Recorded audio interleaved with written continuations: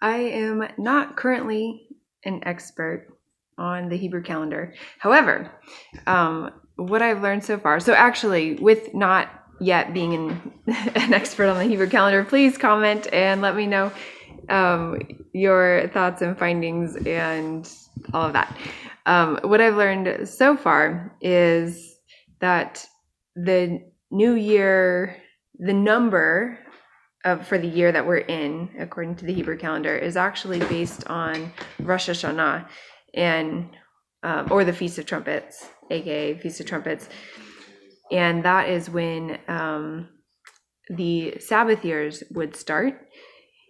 But then in Exodus 2:12, in Exodus 12:2, God tells the Israelites that this is the new year for them, which is in the spring, which is right now.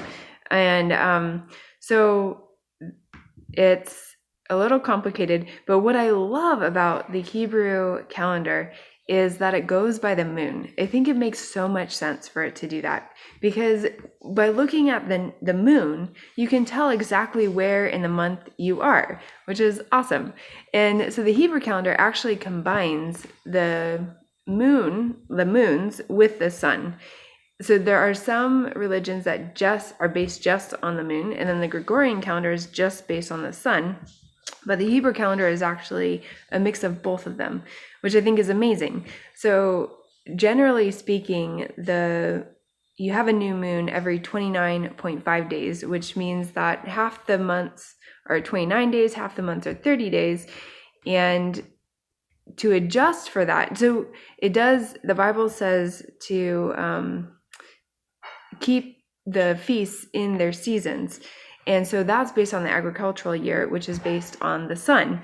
And so in order to adjust for that, every few years, they have a leap year where they add an extra month to the calendar year.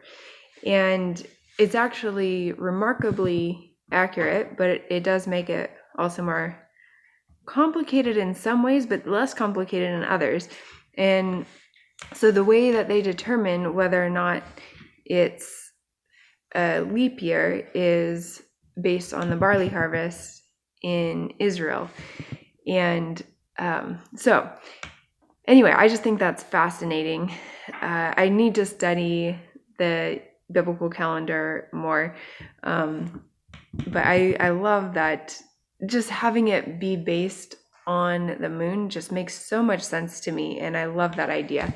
And so I personally wish that we would also follow the biblical calendar, but would love to hear your thoughts as well on your expertise on the biblical calendar and your opinions too. What calendar do you like to use?